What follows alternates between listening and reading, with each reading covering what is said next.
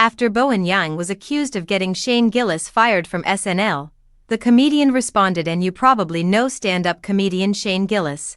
Back in 2019, Shane was set to join the SNL cast, but 4 days after his hiring was announced, NBC fired him for racist remarks he'd made on his podcast.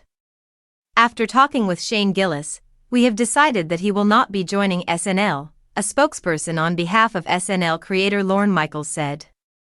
We want SNL to have a variety of voices and points of view within the show, and we hired Shane on the strength of his talent as a comedian and his impressive audition for SNL. We were not aware of his prior remarks that have surfaced over the past few days. The language he used is offensive, hurtful, and unacceptable. We are sorry that we did not see these clips earlier, and that our vetting process was not up to our standard. Of course, because the notion of being cancelled is essentially fake, Shane's had a pretty solid career regardless.